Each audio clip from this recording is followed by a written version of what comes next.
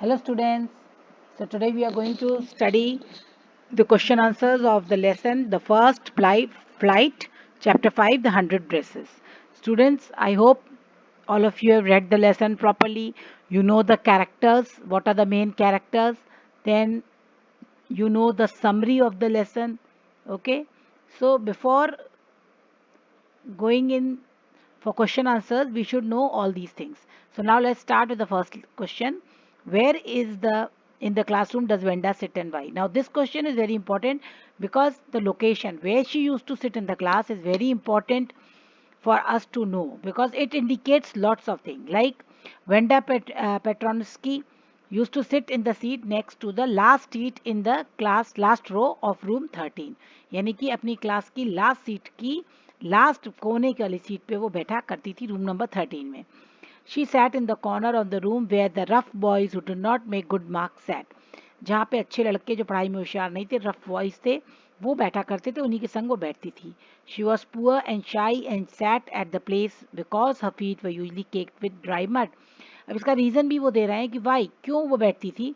Because she was poor and शाई. पहले दो कारण उन्होंने क्या बताया कि वॉज पुअर एंड शाई. दूसरा कारण उन्होंने क्या बताया कि उसकी जो फीट थी, जो उसके पैर थे, वो हमेशा ड्राई मड से उसमें जो थी कीचड़ लगा रहता था, जो सूख जाता था तो वो झड़ता नहीं था जल्दी, इसलिए उसको शर्म आती थी कि उसके जूते देख के लोग हंसेंगे इसलिए. और तीसरा, she did not want to be laughed by her for appearance, उसका अपीयरेंस. तो बच्चों इसमें आप ये देख रहे हैं कि वेंडा पेट्रोनस की लास्ट की सीट पे बैठा करती थी. और क्यों बैठा करती थी, इसके हमने 3 कारण हमने पढ़े. ठीक, आप इसको पॉइंट वाइज नोट कर लीजिए. हिट पॉइंट्स हैं ये, क्या कहलाती हैं, हिट पॉइंट्स. तो बच्चों जब भी आप पढ़ते हैं तो आपको हिट पॉइंट्स आना बहुत ज़रूरी है. हर क्वेश्चन आंसर में आपको हिट पॉइंट्स देने हैं. उसके लिए आपको वोकेबलरी तैयार करनी है. आपको रटने की बिल्कुल भी ज़रूरत नहीं है. आप वोकेबलरी तैयार कर लीजिए, हिट पॉइंट्स याद कर लीजिए कितने पॉइंट्स हैं एक आंसर में, और उस हिसाब से आप लिखेंगे तो आपको बहुत अच्छे मार्क्स मिलेंगे. Where does Wanda live, what kind of a place do you think it is. अब वेंडा कहाँ रहती थी. अब दूसरा क्वेश्चन आता है वेंडा के बारे में कि वेंडा कहाँ रहती थी और कैसी जगह थी, आपको क्या लगता है. तो जहाँ पे कीचड़ होता है, जहाँ पे पक्की सड़कें नहीं होती, वो एरिया कैसे होते हैं तो आप जानते ही हैं. तो ये वो रहती थी बॉगन हाइट्स. इस जगह का नाम स्पेलिंग याद कर लीजिएगा. That place was very far away from school and it was muddy all around. वहाँ कीचड़ रहता था, which indicated that there were no proper roads in that place and usually poor people live there. और इससे एक बात clear हो जाती है कि वहाँ पे ज़्यादातर गरीब लोग ही रहते थे, तभी वहाँ पे पक्की सड़कें नहीं थी. क्योंकि जो अच्छी कॉलोनी, जो रिच कॉलोनी होती है, वहाँ पे तो पक्की सड़कें होती हैं, है ना. Okay, when and why do Peggy notice Wanda's absence. अब नेक्स्ट क्वेश्चन आता है कि पैगी और मैडी जो दूसरे दो कैरेक्टर्स हैं, दूसरी दो लड़कियां हैं, उन्होंने उसके एब्सेंस को कब नोट करा. तो मंडे और ट्यूसडे, ये 2 दिन तो निकल गए, उन्होंने नोट नहीं किया. लेकिन nobody absence notice her absent but as she has no friends. क्योंकि उसकी कोई दोस्त ही नहीं थी. कोई दोस्त होती तो पता लगता ना कि वो नहीं आ रही है. Peggy and Mary noticed Venda's absence on Wednesday as they were waiting to make fun of her after school hours. वो उसका इंतजार कर रही थी मजाक बनाने के लिए, तो वेनसडे को उन्होंने नोट करा. They waited for long time but she never to be seen. पर वो कहीं दिखाई नहीं दी. What do you think to have fun with her? इसका क्या मतलब है कि to have fun with her, यानी कि वो उसके संग उसका मजाक उड़ाती थी. To fun with her means ridicule. Ridicule माने मजाक उड़ाना किसी का. और to make fun of Wanda's imperfections. Imperfections means उसकी अपूर्ण जो चीज़ें उसकी कंप्लीट नहीं थी. She was shy and quiet girl and a classmate would often taunt her for her name and appearance. She was a source of amusement for them. Amusement माने आनंद का स्रोत थी वो. And she claim that she had 100 dresses and 60 pairs of shoes in her closet. अब बच्चों इससे 4 बातें क्लियर हो जाती हैं कि पहले कि वेंडा शाई और क्वाइट थी, पुअर थी. ये सब आप पॉइंट नोट कर सकते हैं कि वो शाई थी, पुअर थी, क्वाइट थी, है ना. ये बातें क्लियर हो गई.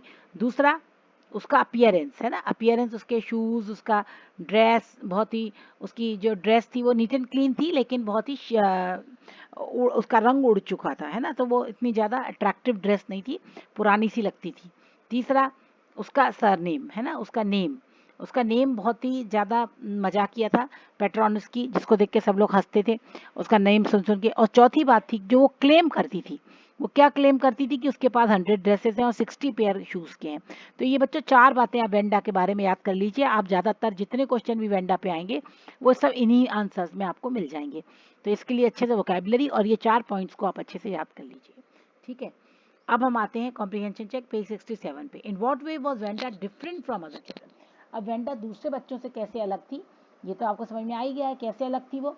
वेंडा पेट्रोनिस्की एक पॉलिश गर्ल थी, पॉलिश माने पोलैंड की रहने वाली थी, whose parents had shifted to America from Poland. She was source of amusement because of a name. फिर से देखो आ गया ना नेम, अम्यूजमेंट का कारण उसका एक नेम था। पहला एक कारण था कि वो पोलैंड की रहने वाली थी, ठीक है, पॉलिश गर्ल थी। और उसके वहाँ पे जो बाकी बच्चे सब अमेरिकन थे, वहाँ पे ऐसे सरनेम नहीं हुआ करते थे, इसलिए उसका name. They found it difficult to pronounce as Americans did not have such names. Hence, she treated differently by the classmates. She came to school all by herself. और तीसरा कारण कि वो हमेशा अपने अकेले आती थी, उसके फीट्स हमेशा मिट्टी में फीट भरी रहती थी। शी हैड नो फ्रेंड्स, उसकी कोई दोस्त नहीं था। चौथा, वो आइसोलेशन में रहती थी क्योंकि सब लोग उसका रेडिक्यूल मजाक बनाते थे। She has one flu dress, उसकी ड्रेस के बारे में और उसका क्लेम। तो देख रहे हैं बच्चों, उसकी ड्रेस और उसका क्लेम, ये 6 पॉइंट फिर से हमको इसमें हिट पॉइंट मिल गए, और ये वो हिट पॉइंट्स हैं जो हम पहले भी डिस्कस कर चुके हैं। तो बच्चों अब आपको क्वेश्चन आंसर आसान लगने लगे होंगे धीमे धीमे। Did Wanda have 100 dresses? What do you think she said so? क्या वेंडा के पास 100 ड्रेसेस थी? क्या आपको ऐसा लगता है? वो ऐसा क्यों कहती थी? Wanda was tease every single day by classmate after school hour. हर रोज उसकी क्लासमेट उसका मजाक बनाती थी। She use to wear a blue faded dress to school regularly. They use to make fun of a dress appearance and her name. फिर से वही 4 बातें आ गई जिनका मजाक बनाते थे। Hearing all the teasing and taunting every day, taunt मतलब कमेंट्स मारना। She got fed up and claim to have 100 dresses and 60 pairs.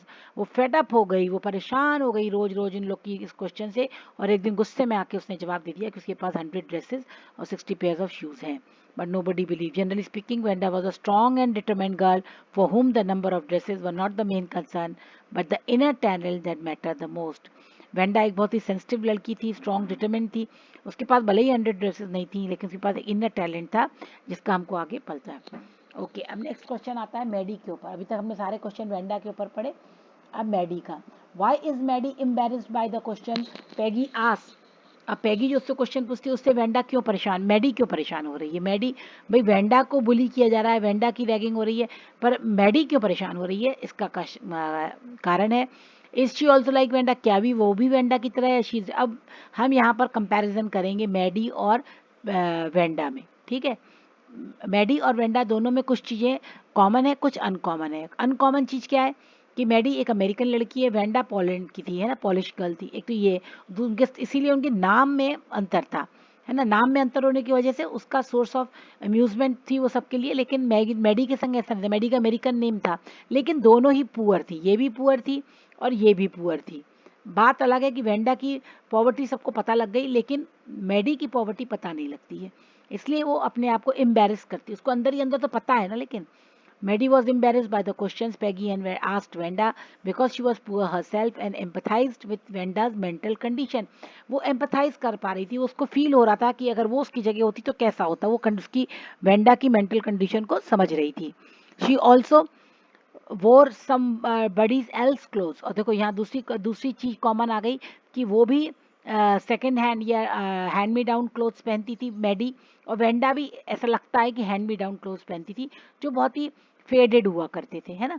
तो दोनों में एक चीज और कॉमन है। She came from poor family to understand Wanda state of mind. She could feel for Wanda but was not sorry. लेकिन उसको एक चीज वेंडा की अच्छी नहीं लगती थी, वो जो झूठ बोलती थी, दैट शी हैज़ 100 ड्रेसेस। ये बात उसको अच्छी नहीं लगती थी, क्योंकि अगर वो शायद ये बात ना बोलती तो पैगी उसको चिढ़ाना बंद कर देती, ठीक है। Why didn't Maddie ask Peggy to stop teasing? अब क्वेश्चन ये उठता है कि जब मैडी पैगी की इतनी अच्छी दोस्त थी तो उसने अपनी दोस्त को मना क्यों नहीं किया कि तुम उसको बुली मत करो? पहली कारण तो यही है कि वो झूठ बोलती थी, वेंडा झूठ बोलती थी कि उसके पास 100 ड्रेसेस हैं, है ना, तो इससे उसको पैगी को गुस्सा आता था कि झूठ क्यों बोल रही है। दूसरा, पैगी का अपना कैरेक्टर, पैगी जो थी वो उसकी बेस्ट फ्रेंड थी, पहली बात। दूसरा, वो सबसे पॉपुलर गर्ल लड़की थी स्कूल में, सब लोग उसको बहुत ज़्यादा प्यार करते थे, है ना। और मैडी ने सोचा कि पैगी एक अच्छी लड़की है, लेकिन जब वो वेंडा को इस तरह से ट्रीट करती तो उसको अच्छा नहीं लगता था। पैगी की एक खूबी और थी, वो बहुत हेल्पफुल थी, सबकी मदद करती थी, है ना। लेकिन वो चाहती थी कि वो वेंडा को चिढ़ाना बंद कर दे, लेकिन उसी एक डर मन में लगता था कि अगर उसने उसको कहा, पैगी को, कि तुम उसको मत चिढ़ाओ, तो कहीं ऐसा ना हो कि वो टारगेट बन जाए, कहीं पैगी उससे नाराज हो जाए और उसका मजाक बनाने लगी, तो अपने को वो नहीं चाहती थी कि मेरा मजाक बने, इसलिए वो पैगी से कहने की हिम्मत नहीं कर पा रही थी। तो अब आपको समझ में आ गया ये 4 कारण है कि मैडी पैगी से क्यों नहीं कह पाती है।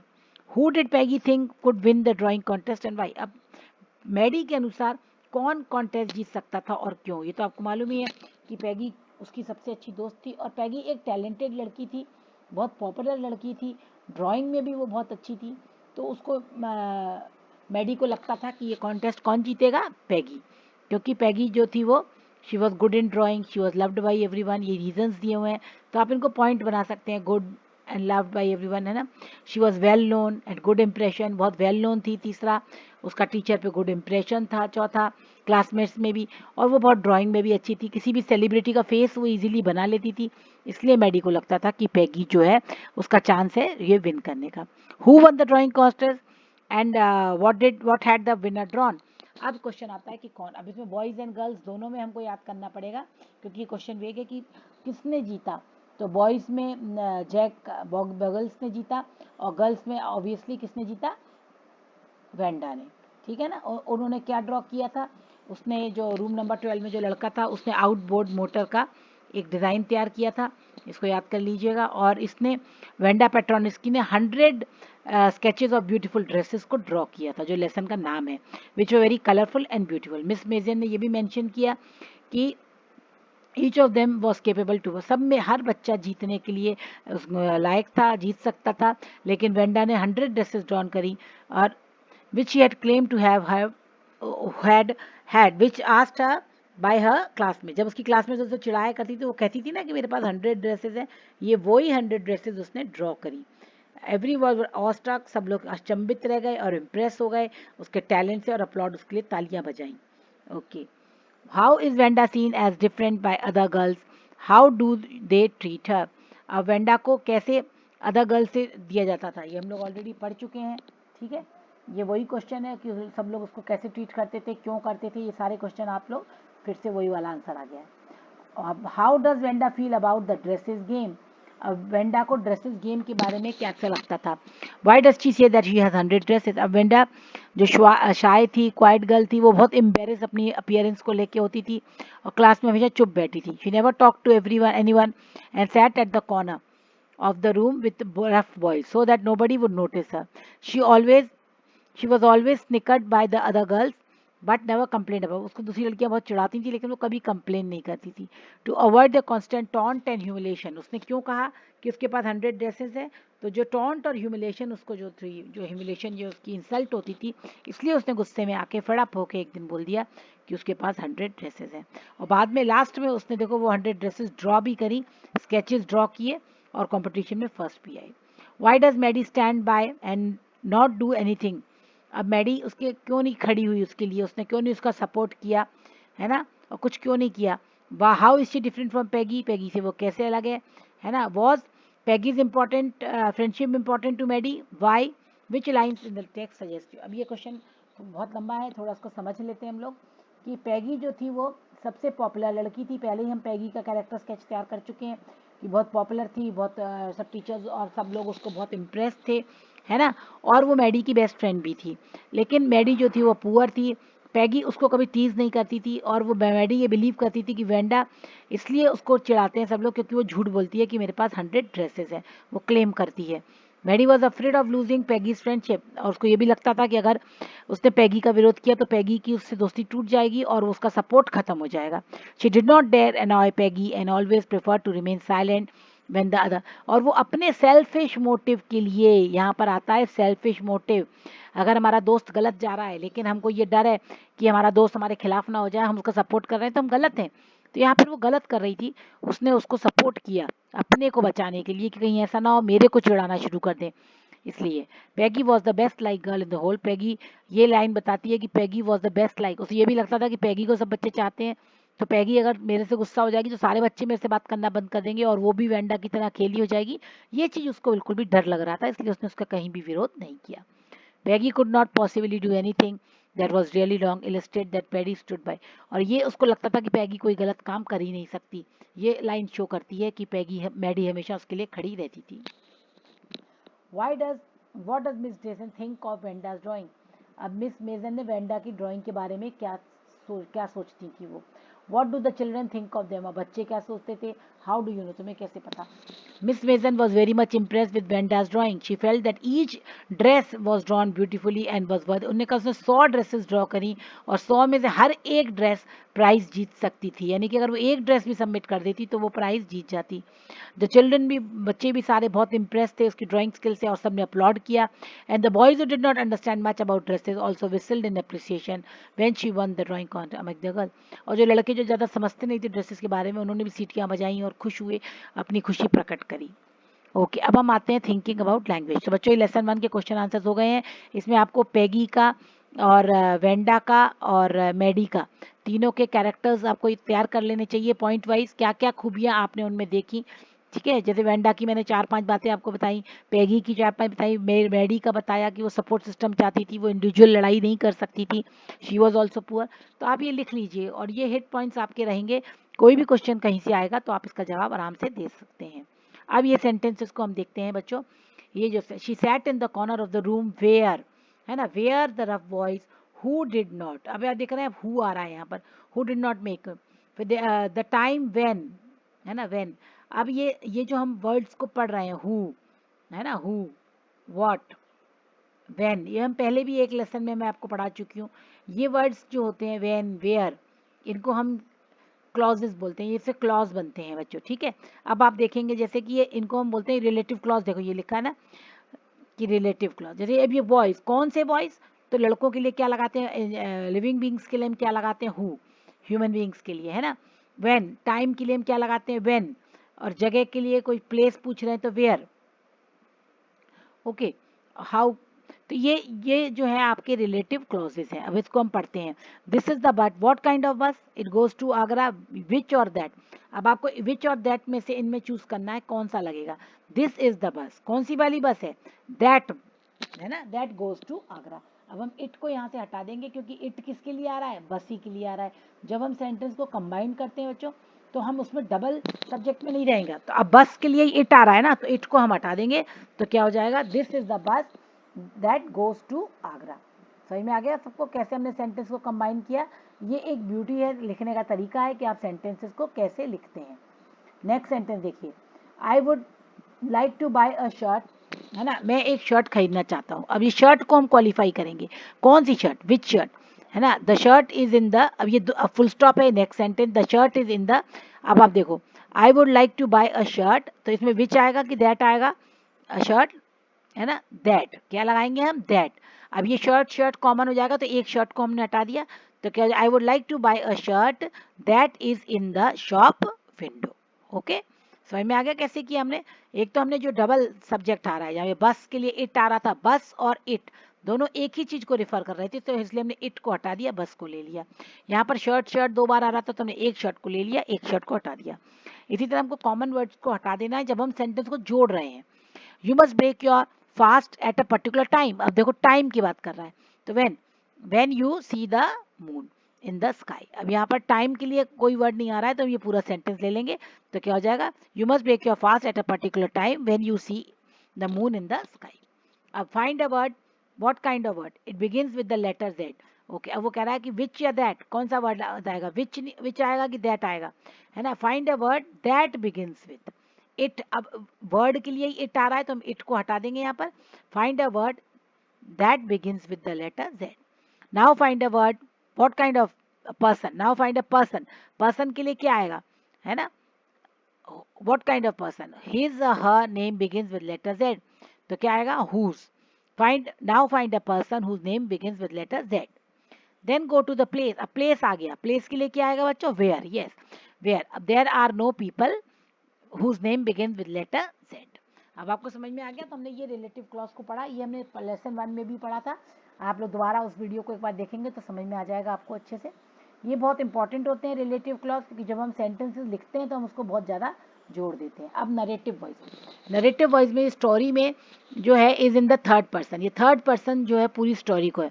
The narrator is not a participant, narrator इस कहानी का हिस्सा नहीं है, but the narrator often seems to tell the story from the point of view of one's character. लेकिन कभी कभी आप देखेंगे बीच में कि वो मैडी की तरफ से, है ना, मैडी की तरफ से स्टोरी में लिख रहा है लेखक। तो ये होता है, वैसे वो सारी कहानी उसने थर्ड पर्सन में लिखी है, लेकिन कई कई जगहों पे वो मैडी के पॉइंट ऑफ व्यू से लिखता है। जैसे thank goodness she did not live in Boggins Heights और हैव अ फनी नेम, ये किसकी तरफ से लिख रहा है, ये मैडी, मैडी सोच रही है, मैडी की तरफ से वो लिख रहा है कि थैंक गुडनेस कि मैं वहाँ पे नहीं रहती हूँ, मेरा फनी नाम नहीं है। Whose thoughts do the words thank goodness express, Maddie, Maddie के है ना वर्ड्स ये सारे। Who is grateful that although she is poor she is yet not as poor as Wanda and as different, she does not get tease she is thankful. Here are two other sentences from, और भी ऐसे sentences हैं जो third person बताते हैं। But on Wednesday, Peggy and Maddie, who sat front with other children who got good marks and who didn't track in a whole lot of mud, did notice Wenda wasn't there. अब आप यहाँ पे देख रहे हैं, ये भी उन्होंने उसका पॉइंट ऑफ व्यू दिया है। Wenda Petronsky, most of the children in room 13 didn't have names like that. They had names too easy like Thomas, Smith or Ellen. ठीक है, ऐसे आप और भी सेंटेंसेस को ढूंढ सकते हैं। इन्होंने आपको ये करके दे दिया है एक्सरसाइज। ये हमको क्यों समझना जरूरी है बच्चों, क्योंकि इससे हमको समझ में आता है कि जब हम स्टोरी लिखते हैं, when we are writing a story, तो हम थर्ड पर्सन में स्टोरी लिख रहे हैं, लेकिन बीच बीच में हम अपने कैरेक्टर्स के विचारों को भी प्रकट कर सकते हैं इस तरीके से। ठीक है, जैसे देखो italicised word in the given sentence express the point of view Peggy and Maddie, और दूसरे वाले में about the names of the children in active, ये आप खुद भी कर सकते हैं। चलिए अब हम नेक्स्ट में आते हैं, लास्ट में ये देख रहे हैं आप यहाँ पर बहुत सारे एडवर्ब्स। एडवर्ब्स क्या होते हैं, adverbs the verb which qualify verb, जो वर्ब को क्वालिफाई करते हैं। एडवर्ब्स को हम ज़्यादातर एलवाई लगा के बनाते हैं, हमेशा नहीं, ज़्यादातर। अब इसमें देखो बहुत सारे वर्ड्स दिए हुए हैं, जैसे apparently, evidently, surprisingly, possibly, hopefully, incredibly, luckily. अब आपको इनको इन फिल इन द ब्लैंक्स में भरना है। आप वीडियो को यहाँ पे पॉज करके आप ये एक्सरसाइज कर लीजिए पहले, उसके बाद अपने आंसर्स को आप एक बार टैली कर लीजिए। जैसे फर्स्ट सेंटेंस दिया हुआ है, dash he finished his work on time, तो क्या होगा, सरप्राइजिंगली ही फिनिश्ड। अगर आपको पहला नहीं आ रहा, आप पहले सारे करिए, 10 जो जो बन रहे हैं वो करिए, बाकी छोड़ दीजिए। Surprisingly he finished his work on time. Dash it will not rain on the day of the March, hopefully. Dash possibly he had seen stealing money from his employer. इस तरह से आप इन सेंटेंसेस को कर सकते हैं। ठीक है, नेक्स्ट वाला देखिए, television is evidently to blame for the increase in violence in society, evidently, ठीक। The children will hopefully learn from their mistakes. I can't possibly lend you that much money. The thief had apparently been watching the house for many, apparently माने बिल्कुल वाकई में। The thief luckily escaped the bribing of jailer. Surprisingly, no one had suggested this before. The water was incredibly hot. अब ये इसकी lesson की summary है 100 dresses part 1 की। इसको आप लोग अच्छे से पढ़ लीजिए, नोट कर लीजिए, क्योंकि जब तक आपको समरी याद नहीं होगी आप कोई भी question answer reference to context नहीं कर पाएंगे।